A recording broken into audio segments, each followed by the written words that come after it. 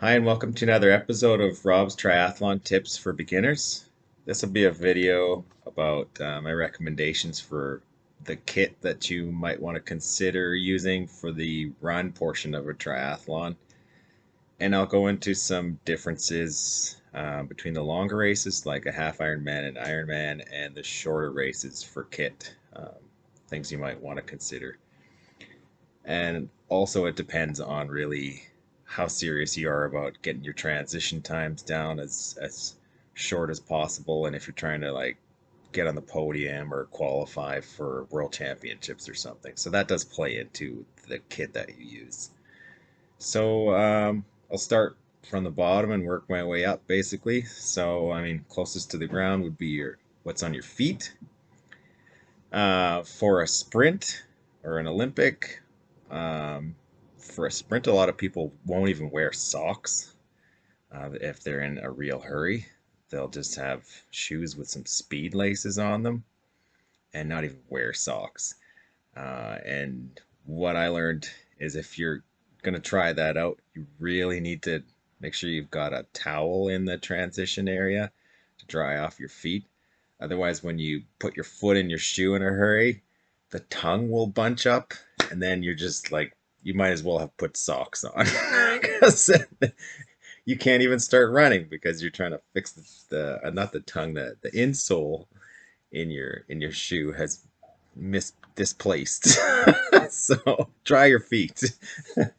um, if you're doing a longer race, like an Olympic or above, I would definitely suggest wearing socks.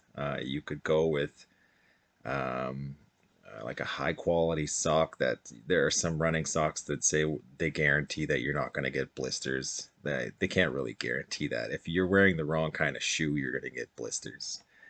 Um, for example, I discovered only recently that I was wearing the wrong width of shoe. And ever since I started buying 2E wide running shoes, no blisters anymore. So it didn't really matter what the socks were.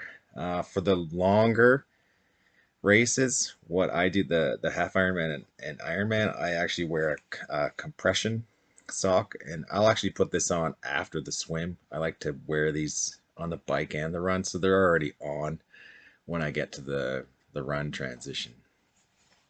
Um, and besides compression, these cover up part of my leg, which means less sunscreen to put on. And they're white, which I think helps cool you off. In terms of the shoes that I wear these. These are called Brooks Adrenaline.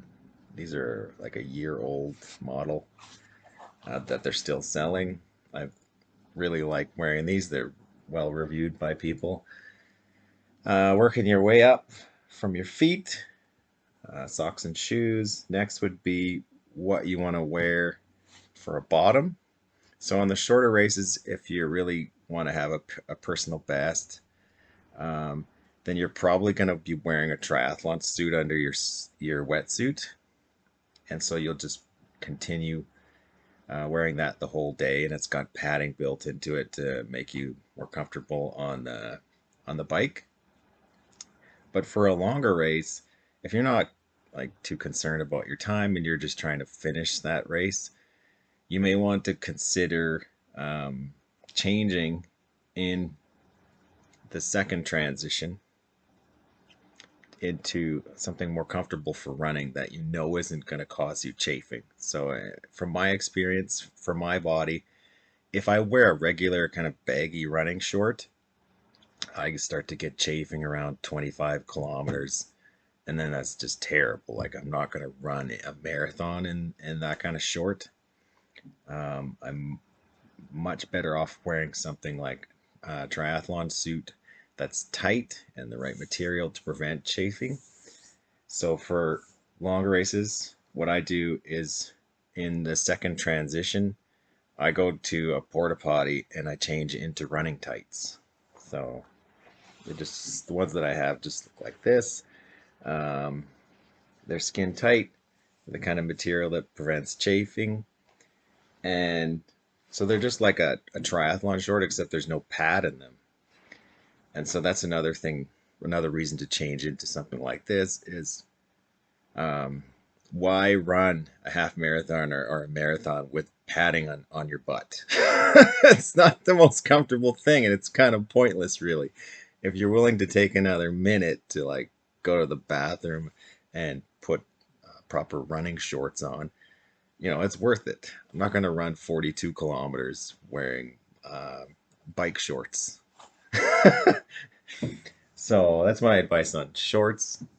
Um, Next up would be actually, what do you do with your bib number? So when you're on the bike, you don't have to wear your bib number on you, because your seat post will have a sticker attached to it with your number, and it's usually like three stickers, one on the front and one on each side with your race number on your helmet. So the course officials don't need to see your bib number around your waist. So you don't wear that on the bike because it's not aerodynamic either. But you need to wear that on the run. So you can either pin it to a shirt or you can get a race belt. So this is what the race belt I have looks like. And what you do is you take off these little spring-loaded clamps and you slip this through the hole on the left and right side of your bib number, and then you put the little clamps back on the front. That holds your number in place. And then they've also got these little holes here which you can stretch and put things in on the side. It's a little difficult, but they're meant to put things like gels in there. And then what's great about this also for speed is it's magnetic.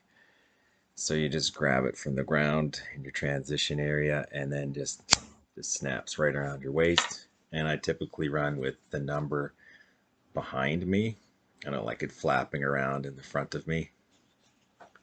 And what you can also do is buy something like this. It's a little pouch that goes around your race belt. And you can put whatever you need in there from your experience. Maybe you know that your body doesn't deal with the pounding of running too well after 16 kilometers or something, and you want to take a Tylenol or something to help you push through the rest of your race. At that point, you would put that in there. You could store more fuel, like gels and Cliff blocks and stuff from the aid stations. You could put some of that in here. Because the aid stations are only every 2 kilometers typically, or even further apart for some races. So you might want to grab extra and put them in here in between aid stations. So that's a belt. The next thing is shirt.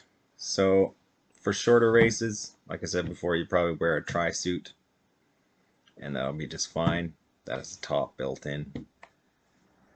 For longer races, what I do is under my wetsuit, I have a cycling jersey on and cycling bottoms. It's two pieces.